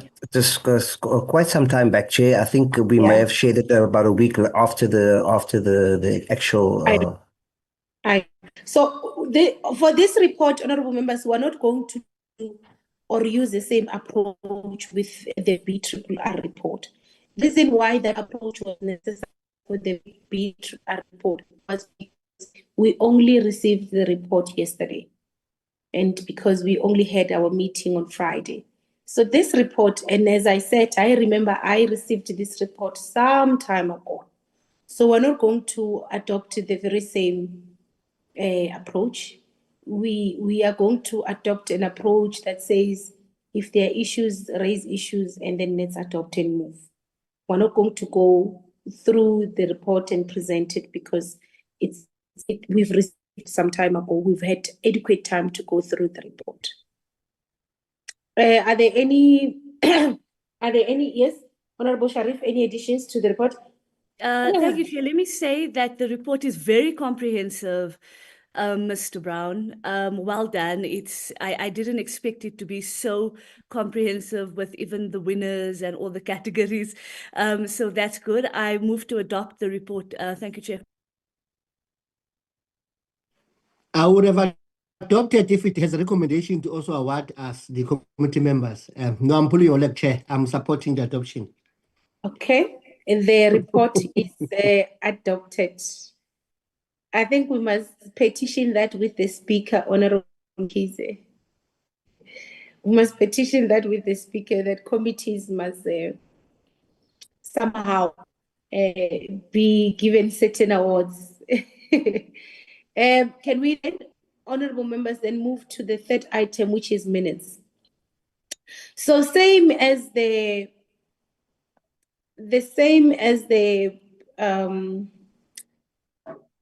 report on the teachers' awards. So these are minutes that we've had for quite some time, and we could not adopt them in our meetings because we had ran out of time. It was late, so we had to adjourn and we had to defer the minutes to the next meeting. So members, I am really not going to, we're not going to go through this minutes word by word. Safe to say, I hope that members went through these minutes and they've made notes. You've taken notes where you want to effect corrections and where you want to make additions. Mr. Brown, can we go to the top so that we are able to at least indicate which minutes are this?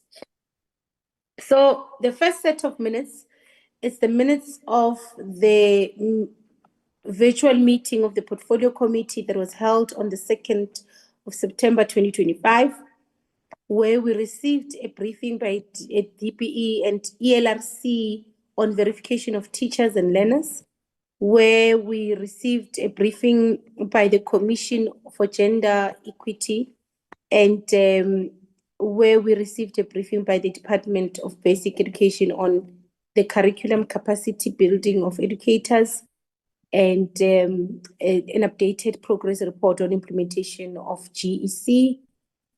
And also we consider, of course, draft minutes reports.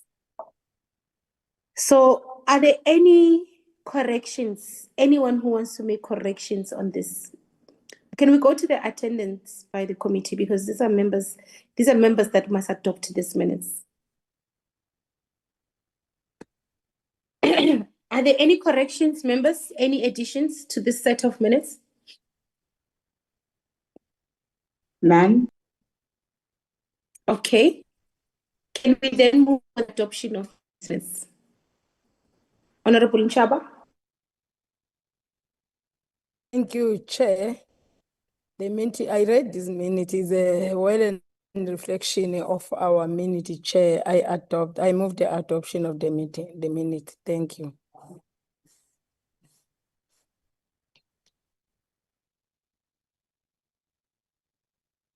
So is it true?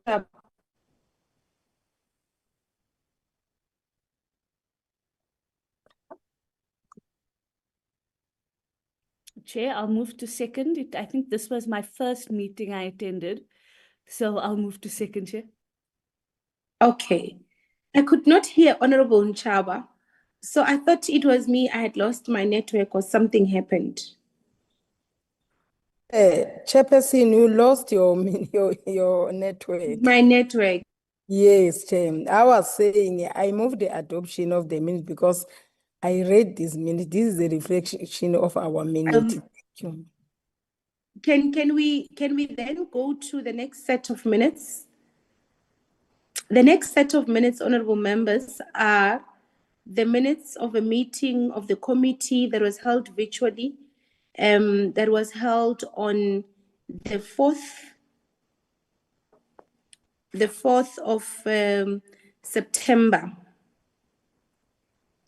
Mr. Brown, can we just go to issues?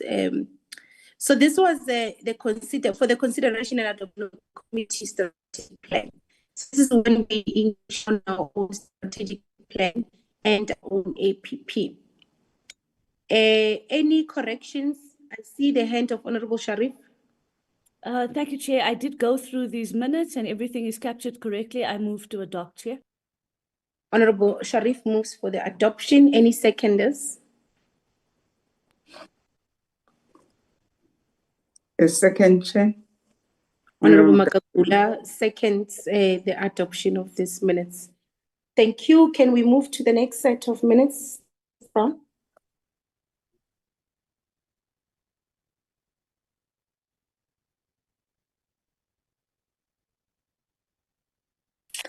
Okay, this is the minutes of the meeting held for the committee, where we received the briefing by the FFC on expenditure patterns in respect of infrastructure and expenditure patterns in respect of conditional grants and equity in education. So this is a meeting where we really, this is a meeting with the FFC where we really derive the recommendations and the report that we dealt with earlier. Any amendments on this set of minutes, honorable members? Okay. In the absence of amendments, can we move for the adoption? Can we see who moves for the adoption of this minutes?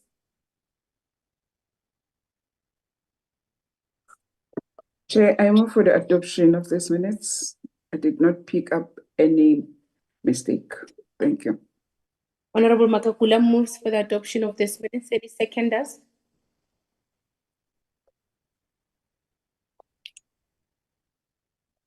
I'm seconding the motion, Chairperson. Nobo seconds the adoption of this minutes.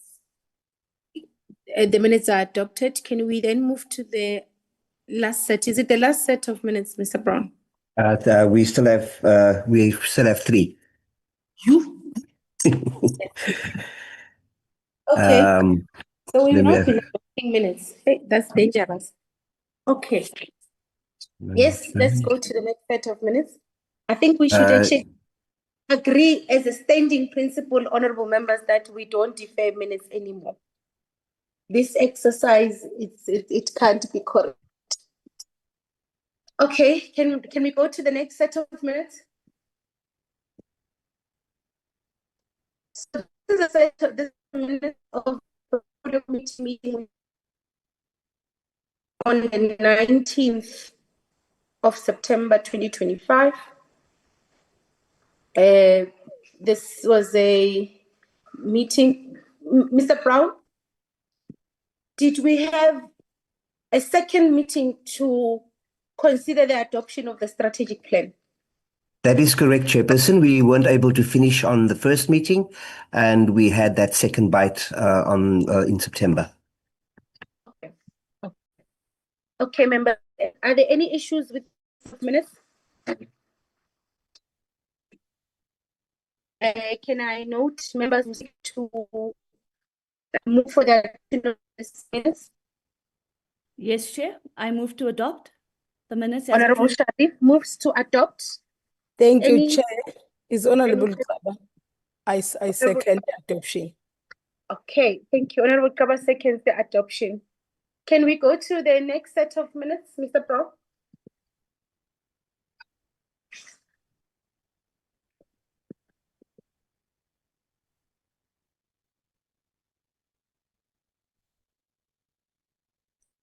Okay, so this set of minutes of the portfolio committee meeting held on the 7th of October 2025, and a physical meeting. So this is the recent meeting we held. And this is where we received the briefing from SACE and Umalusi, and we could not receive a briefing from a DPE. Are there any amendments that members want to make on this set of minutes?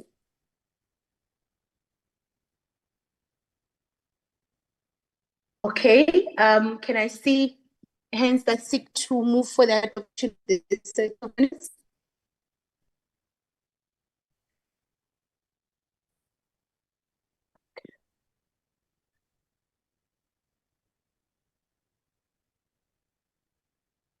Honorable Chair. Chairperson. Honorable Chaba? Yes, I moved the adoption of the minute, Chair. Okay, Mamkaba is moving for the adoption. Any seconders?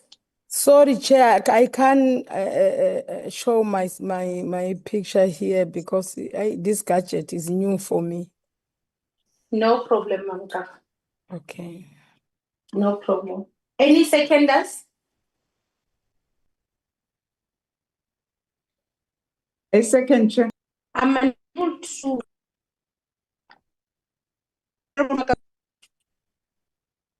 Seconds. Yes, I second, yes. Okay. This is the last set, Mr. Brown. I hope. There's the last set now, Chair. Thank you. Okay. So this this is the minutes of the meeting we had to reschedule. A meeting we held in Free State at the African School. Any amendments on this set of minutes?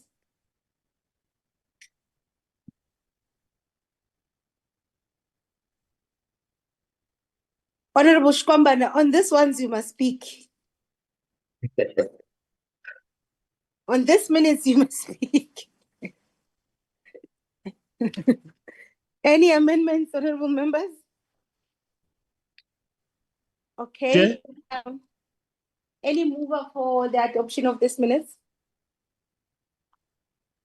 Chair, Honorable Shkwambana. you were saying what, Chair?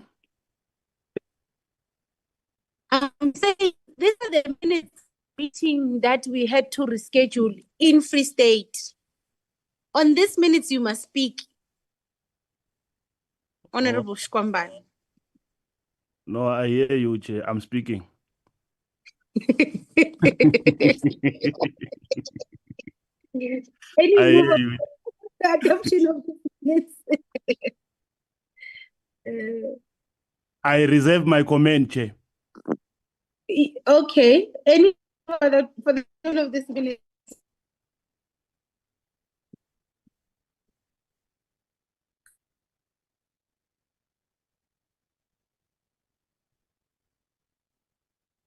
I don't see any hand.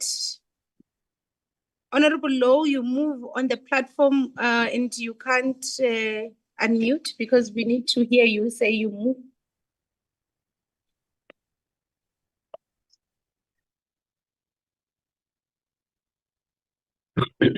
Honorable Low is moving on the platform, Mr. Brown. Noted, Chair. Any seconder?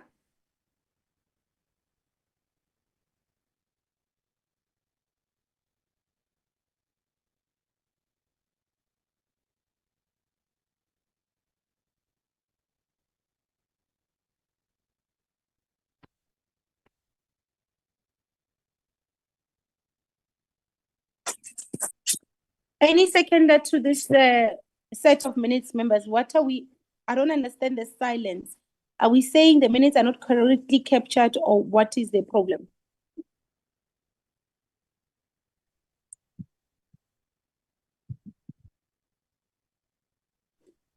Chair, I move. Those were I second, Chair.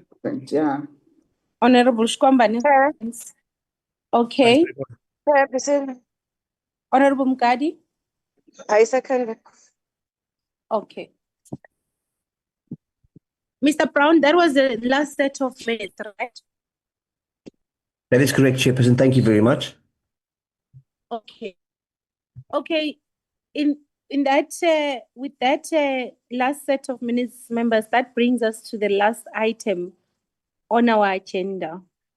I did, in my opening remarks, honorable members, mention the process of the inquiry on the statutory rape.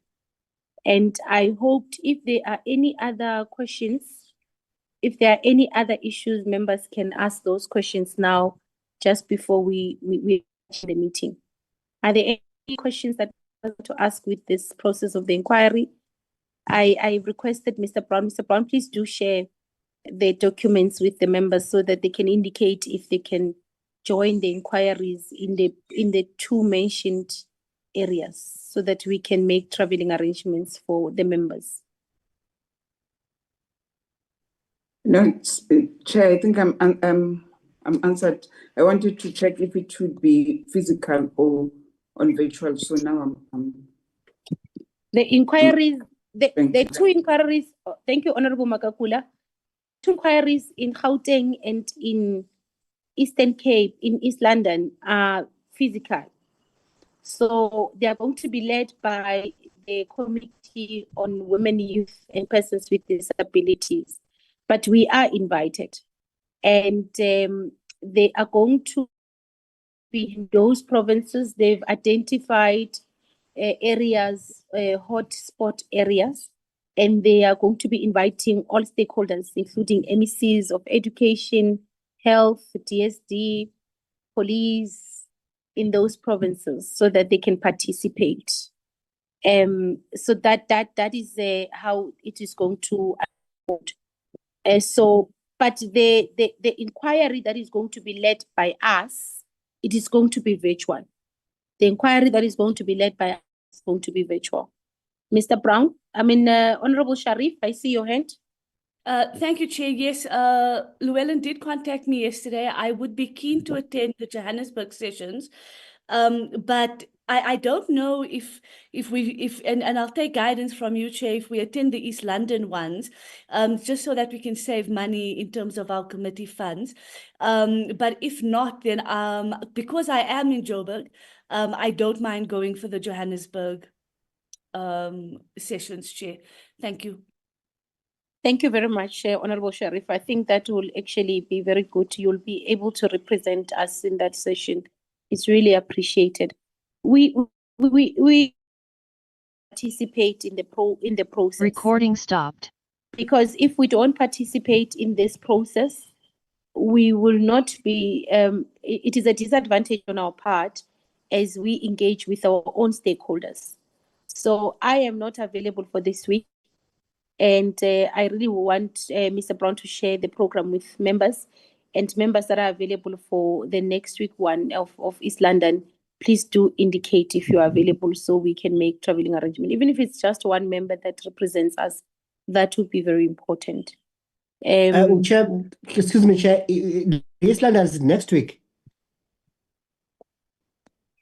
Sis Posh, it is next week, right? And may I kindly request Mr. Brown to flag up that program I sent to colleagues yesterday. Mr. Brown, can you flag that program? Yeah, Thanks. if it's next week, I can't be available, Chair. Okay.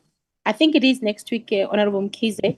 Mr. Brown, just liaise with Honorable Mkhize on the details so that you can make arrangements. That will be appreciated, Honorable Mkhize. Yes, even myself, I can be available, but it will depend with the parliament schedule. Okay, that will be appreciated, Honorable Nchaba. It will be seriously appreciated.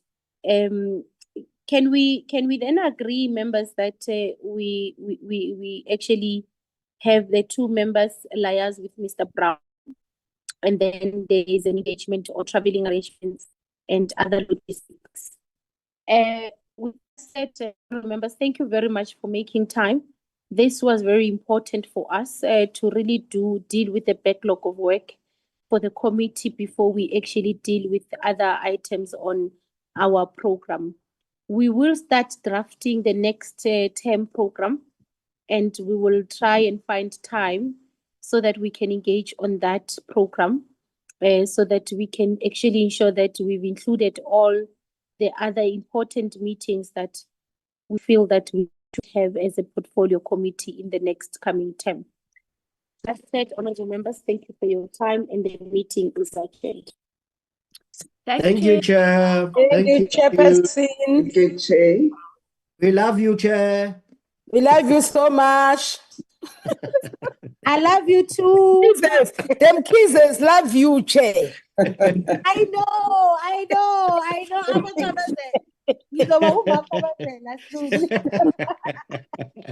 Hi, Sabo. members. Bye-bye.